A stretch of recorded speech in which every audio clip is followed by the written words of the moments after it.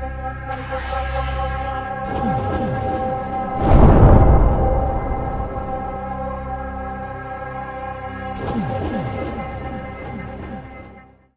everyone, welcome back to another Arkanon devlog. Today we'll be looking at the new Autogun Tank sprite set. Our voxel artist, Psycho, is experimenting with new lighting techniques. The contrast on a unit like this should be improved at a baseline as a result. We can't just mirror frames outright anymore though, some of the pixels are going to be different. Thus, as we work on this, we'll be trying to keep bright pixels grouped up with bright pixels, dark pixels grouped up with dark pixels, and when we mirror the frames to check the other side, it'll be mostly as a reference for the body's shape.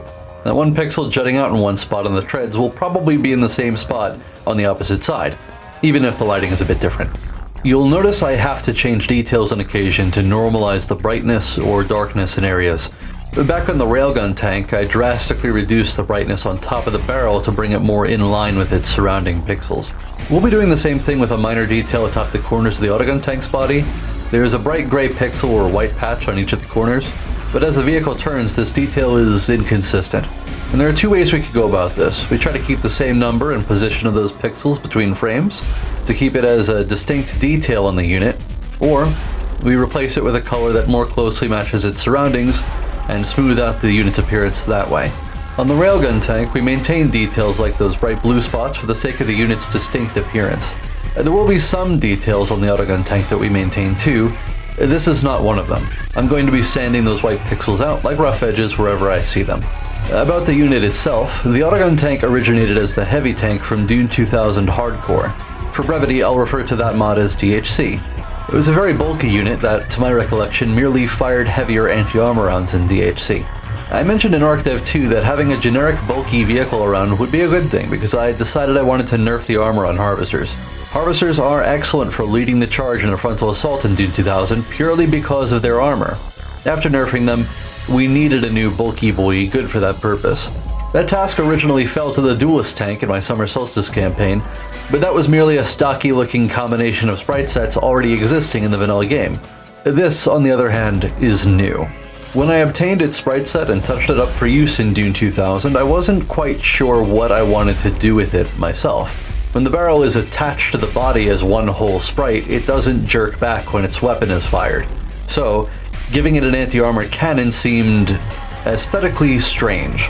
If the tank fired bullets or anti-infantry rounds, its static appearance came across as more justifiable to me. At first, I tried to crop out the guns and draw a faction color on the top. This resulted in the eventual creation of the Autogun Turret, which reminded me of, for one, the GDI Vulcan tower in Tiberian Sun. So, that's what I tried out with these turrets, a rapid-fire anti-infantry attack. Vanilla Dune 2000 is sorely lacking in anti-infantry weapons. You've got light infantry, trikes or raiders, and siege tanks. That's about it. And that is enough. Like, siege tanks are incredibly effective area effect anti-infantry artillery, and you can also crush infantry by running them over with tanks. However, having so few options is very limiting when it comes to designing enemy bases and governing the direction of a mission. Let's see an example. With vanilla DTK's gun turrets and rocket turrets, you generally lead with infantry like troopers and delete them instantly with their anti-heavy armor firepower. Not much variety, you know? And maybe it feels a little backwards. Now, have a look at this. This green enemy amasses autogun turrets and troopers. Friendly tanks can soak damage from the autogun turrets, but the troopers are very deadly to them. So we're forced to skirt along the exterior of their position and strip them of their infantry production, and then approach fast and hard, crushing what remains of their infantry force and taking out their power. Again, with a similar setup. We've only got a couple of tanks with us, the infantry must stay alive to contribute their firepower. Autogun turrets being around, tanks can lead the charge supported by infantry, and the siege of an enemy position is prolonged due to the relative ineffectiveness of a tank's cannon versus a turret, not to mention the autogun turret versus the tank, as opposed to 5 rocket launchers obliterating a turret in a volley or two. This has the added side effect of giving the player more time in the middle of battle to make decisions and strategize according to what he sees in the enemy base. Less instant win or instant loss scenarios, more micro potential, and more engaging gameplay, which is intended to make it feel more rewarding to break through an enemy's defenses and start eating through the meaty innards of their base. Being constantly under fire and threatened in different ways, there's lighter pressure on the player for a longer period of time, and a more strategic and decisive approach is rewarded. Advanced weapon behaviors like multi-shot bursts did not exist in this game until relatively recently. There were also only 5 sound channels, meaning once 5 sounds were playing, a 6th or more wouldn't show up until those were done. Those limitations presented some challenges in designing this turret or its associated vehicle. But although the Autogun Turret could have been given an attack like the Triker Raider, or more like the GDI Vulcan Tower from Tiberian Sun, if that's more familiar, I decided instead to go with a damage model more like the GDI Watchtower from Command & Conquer 3. Continuous fire with an extremely brief accompanying sound, one only a fraction of a second long. This model was used on the first Autogun Tank too. Nowadays we could do something in between, like a 6-shot burst over a brief time that is then put on cooldown for a few seconds afterwards. We have tripled the sound channel capacity now too. There are more options on the sound effect front. Oh, and before we move on, I guess I should mention I already tidied up a new sprite set for the Autogun turrets. Here are those. Psycho has done up some other turrets that need doing, ones this Autogun turret is stylistically consistent with. We'll be getting to them some other time. Pardon me for a moment, we've finished with the body, so I'm going to talk about the turret briefly. The voxel artist, Psycho, accidentally sent the wrong draft for the turret on this thing. You'll notice later that I have to give these frames another pass. On the first one, we're going to be smoothing out the rough edges, keeping that strip of faction color complete, ensuring the guns are at a fine shape, rounding out the optic, that being a colloquialism for the patch of cyan pixels there. The cockpit, viewport, optic, whatever you want to call it. And of course, there are once again those shadow pixels, those dark blue pixels that will be interpreted by the game as semi-transparent shadow pixels. The final draft of the voxel installed distinct orange ammo belts on the sides of the guns. I think those are this vehicle's most distinguishing special feature, so it's very important that we port those over to this draft of the turret when it's done. Although it was extra work, it probably worked out for the best. We don't put shadows under the guns because we expect the guns to be further up from the body than the turret's base is, and light pours in underneath, so it doesn't really cast a noticeable shadow. By doing the shadows under the base of the turret first, and then adding the belts above those, it probably works out similarly to the guns in terms of the lighting. As a result, we probably get the most accurate shadows possible for this turret. I guess that's what they call a happy accident. I mean, of course the guns would cast a shadow, but think of it this way. We can't tell the game to distinguish between when the guns are over the body or when the guns are over the terrain. The shadows are going to be in the same place beneath the guns no matter what. It makes the body look totally flat if we give the guns some kind of shadow, and they're halfway over the body and halfway over the terrain. So it's better to leave the shadow under the base of the turret. The belts also gave me some perspective on how the top of the vehicle should look. You'll notice when I add them that I go shifting the dark pixels to the side, putting the bright pixels closer to that strip of faction color. All that should make it less flickery when the turret pivots. That's our compromise. I didn't really touch the faction color besides ensuring it's a continuous strip. It's got high contrast between the top and the sides at a baseline. I suspect thanks, in part at least, to the new ways Psycho is doing the lighting for the initial frames. It seems to already work out okay. Hopefully that continues to be the case on future sprite sets. I got a bit obsessive when doing up the Pure Kaya MLRS recently and went overboard on that. The end result looks great, but I kinda want to avoid doing that again if it can be helped. Anyway, I think that about covers what we'll be seeing on the turret frames. Pardon me for the digression, let's get back to what I was saying earlier, which was, yeah. Now then, although we're talking about a vehicle, not a turret here, this was important to cover because besides giving me an idea of where to go with the vehicle, and the original Autogun turret being derivative of the original vehicle, the same mechanical principles apply too. Autogun tanks play into the same dynamic, bringing heavy armor and low firepower against vehicles or structures. This rewards a varied unit composition. Holding and pushing the front is more interesting. These original Autogun tanks, being very bulky, fit nicely near the top of the tech tree as a generic high-end armor unit. Generic meaning it's available to all factions, just like troopers or quads. New campaigns mean new possibilities though. This new Autogun tank variant is faster, lighter. It looks like it should be less expensive. It could fit in somewhere earlier in a faction's tech tree. The Arkanon campaigns I've got planned will involve the Imperial Starter Car, always a fan favorite, the Cold, a minor new faction that branched off the Aether Knights, the Smugglers and Mercenaries, the factions that exist in Dune but have very little official lore, so Westwood just did whatever they wanted with them, kinda like the Ordos. the Thinking Machines, for reasons, and the Order of Aether Knights, the main new faction in this new setting. I think this unit will make the most sense in the Smuggler's arsenal. The Sardaukar Legionnaires are fearsome infantry indeed, and the Aether Knights are a worthy opponent to the Sardaukar, let alone ordinary men of the Landsrod. In prior campaigns, like Summer Solstice, all factions shared the same basic infantry.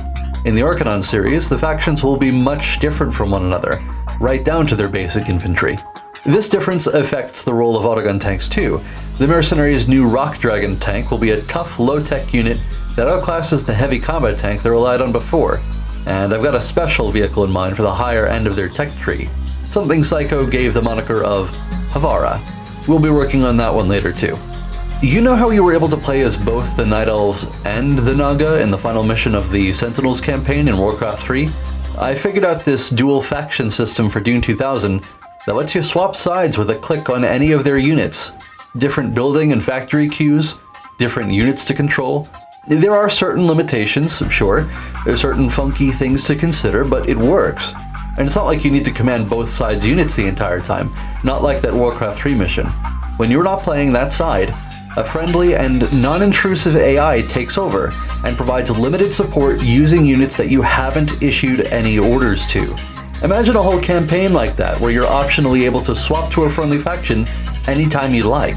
I've been dwelling on this idea ever since coming up with the system. More on that later, I guess. By leaning into the slow and heavy style of this mercenary faction, the other side of this coin, the smugglers, can get this fast and light Autogun tank at, say, the middle of their tech tree. They don't need the bulky option from before, since these two factions will always be seen together. To compensate for having weaker infantry, the smugglers and mercenaries have a better variety of infantry. Their shotgunners have a nice bursty damage model and can be trained faster than any other infantry in play, in this series at least. Bazooka-toting troopers are a thing, of course, and I've greatly improved the grenadiers, which already existed in Dune 2000, but their on-death damage and some other factors made them completely useless. Now that they're better, grenadiers in particular, being a low-tech unit with area-effect attacks, strong against infantry, will already do much to help the smugglers and mercenaries have a fighting chance against Sardaukar and Aether Knights. There are a couple of routes I could go with these new Autogun tanks. If I make them the combat tank equivalent unit for the smugglers, then they'll be available at low-tech levels too, from the moment the player constructs a heavy factory. They'd make a strong counterpart to the Merc's Dragon tank, rounding out its weakness against infantry in combination. I had been considering this in the context of putting the smugglers on their own, and maybe that'll still be the play in some Arrakis campaigns. But with this combination of factions, I don't think I want their basic tank combo to be quite that powerful. While the Mercs are represented by the Rock Dragon emblem, the smugglers have the Sand Mouse, and so their current combat tank equivalent unit is the Mouse tank. The Mouse and Dragon are both best equipped to return fire on armored targets, with the Mouse being a fast, light, and less expensive counterpart unit. The miniaturization and enabling portability of certain technologies could feasibly demand a higher tech level than Autogun turrets require. Logistically, it's probably pretty easy to maintain Autogun turrets in your own home base. How are you going to manage lugging all that ammo and such around on the open sands though, Or salt flats on Arkanon, I suppose. The flame tank in the Sardaukar tech tree is in a pretty unique spot compared to other factions. That requires a heavy factory and a high-tech factory, no upgrades. There aren't really units at an equivalent point in other factions' tech trees at the moment. This is another spot I figure the Autogun tank might fit in. Actually, there is a third place that comes to mind, come to think of it. With an upgraded heavy factory, you get the siege tank, which is the artillery vehicle equivalent to the grenadier. Because the smugglers and mercenaries are companion factions, maybe we can throw the Autogun tank into the siege tank's place in the smugglers' tech tree, and then the mercs are the ones with access to the siege tank. You can't normally just replace the siege tank. There is a huge difference between the blitzkrieg style of the flame tank and the long-range support capabilities of the siege tank. Despite both having armaments effective against infantry and infrastructure, they play very differently on the battlefield and satisfy different roles in your unit composition. The Autogun tank is, for all intents and purposes, only anti-infantry, so that would be especially devastating to the smugglers' viability as a faction. However, when accounting for the usage of this dual faction system, sometimes a weird idea like this might be the play. I don't want to force the player to interact with the dual faction system, but it could be encouraged by keeping the smugglers and mercenaries tech trees fairly simple and putting exclusive technology on either side, or technology with exclusive roles between the factions. As long as building a tech structure unlocks something of note immediately for the player, it's fine. In the case of the high-tech factory, you get carryalls, which is something. Not exciting, but it's something to justify then needing to upgrade the heavy factory to unlock some kind of combat unit. You know, maybe the smugs keep the missile tank. That's the other artillery unit. Stealth capabilities would fit nicely on it. Stealth is going to be their thing. And it would synergize well with the Autogun Tank. Naturally, of course. Then the mercs would need to rely on the smugs for that kind of long-range anti-armor support. That'd make the smugs lean into clashing with the enemy units. The mercs' top end can keep a tough vehicle along with the siege tank. So when you get their slow units to the enemy base, you rely on their strength in that frontal assault scenario. These companion factions already rely on each other to maintain a numerical advantage. They have complementary fighting styles. A tech dependency like this also serves to strengthen their dynamic. It's all up in the air at the moment, though. This is just the kind of stuff I think about while doing up the sprite sets. Where I could fit these units in, if I should. There are plenty of sprite sets I have to polish up that I don't have any plans for. But you know, it's important to friends of mine to have polished assets, and nobody else wants to handle this crap. Understandably so. It's very tedious. Let me tell you, that's not the only thing I'm dwelling on while doing this stuff up. My ADHD is screaming at me the whole time. Do anything else! When I was doing up those Halo episodes earlier, that 8-Bit Armies episode, part of it was to procrastinate on the sprite work. No, you know, it's good to be back. I'm happy to be back. I like making vids just for the fun of it too, and I'm happy that I've changed enough outside of this hobby to justify going back. It's just, that absolutely is a factor.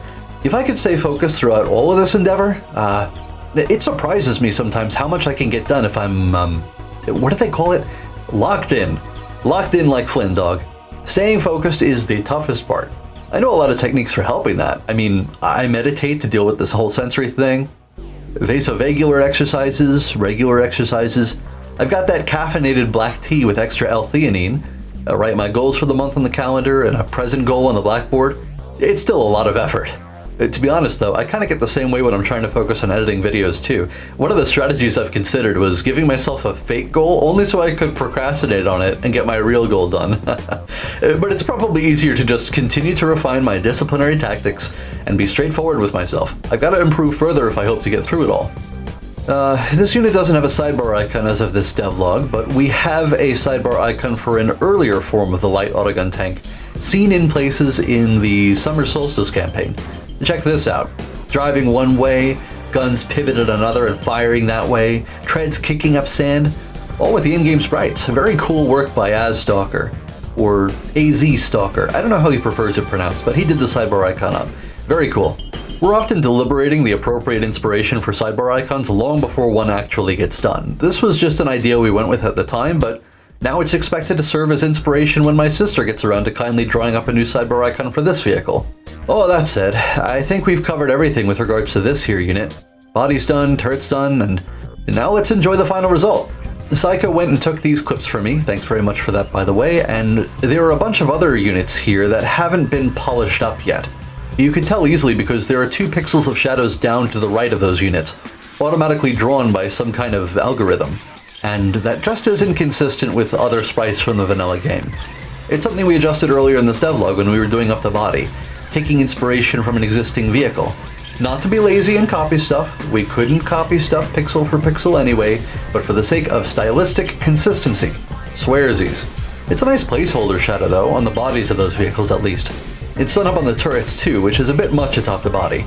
We don't want to obscure the details that much or make the turrets look that tall.